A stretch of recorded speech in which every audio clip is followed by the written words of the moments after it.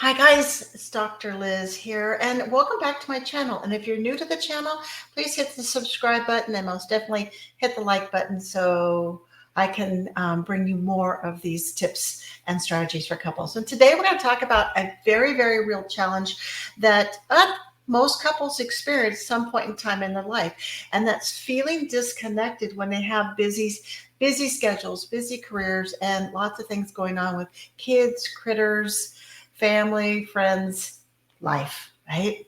And so if you and your partner or spouse are starting to feel like your ship's passing in the night, then this video is for you. And we're going to talk about some very simple strategies to keep you both on the same track, connected, and on the same page. So let's jump right into it. And I acknowledge that life is busy and sometimes we're feeling very, very overwhelmed. In fact, oftentimes it's normal in today's world to feel overwhelmed, but it doesn't have to be that way. And it doesn't have to damage your relationship. So one of the most effective things for the two of you to do is start to schedule some regular us time. And why do I say that? Is because having this regular us time, one, gets you face to face, seeing, breathing, remembering that person that you fell in love with and said, I do, or I'm committed to be with each other.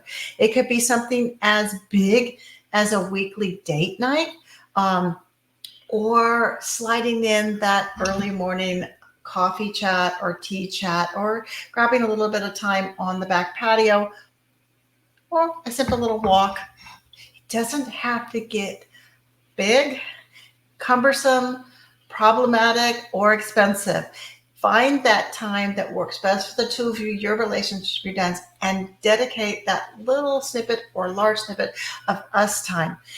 You want to make sure that that's a non-negotiable in your relationship, in your life, so you guys can really have a pulse on each other.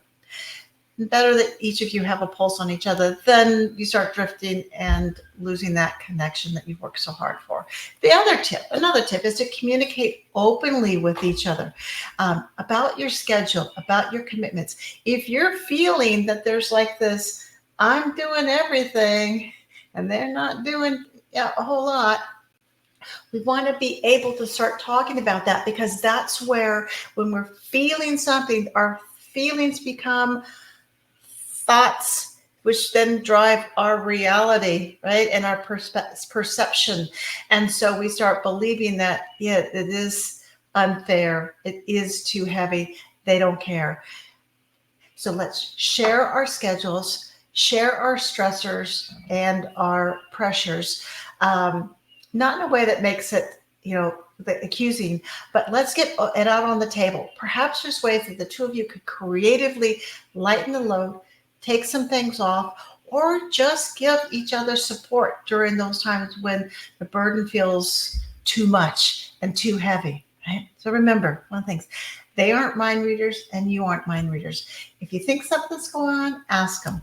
If you feel like they don't know what's going on, maybe step back. Have you shared what you need from them, or really what's on your plate? Okay. So communicate. Let them know what's on your schedule. Ask questions. Find out what's on their schedule. All right. Another tip. Let's set some relationship goals, right? And what are those? What does that mean? Well, the relationship goals could be marriage goals. It could be life goals. It could be things that you want to accomplish personally in the next week, month, year. It could be something that you want to do around your home or your apartment, your career.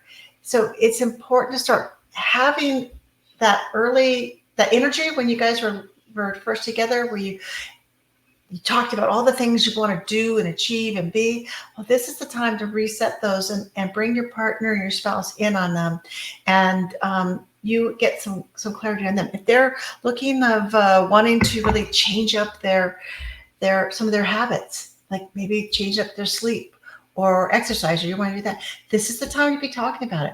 If you want to start planning for something down the road, whether it's children or retirement or financial goals, whatever it may be, this is the time. So get back in touch with each other. All right. So we're going to notice that you're overwhelmed, and that's okay.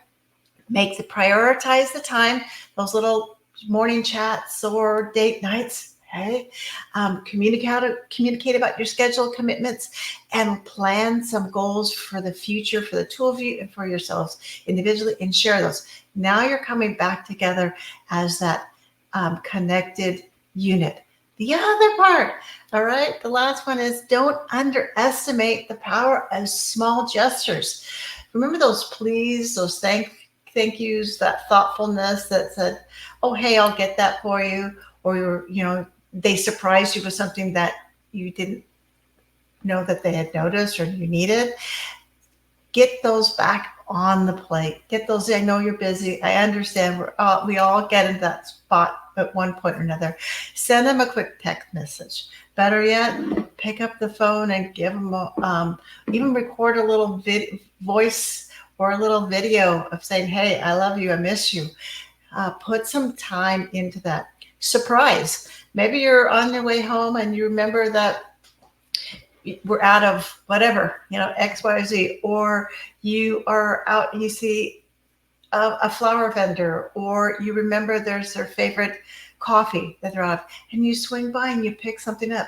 This is not break the budget type of stuff, but this is a thoughtful gestures that make up those warm moments. It could be something as simple as taking the trash out, doing one of their chores, tidying something up that was on their plate.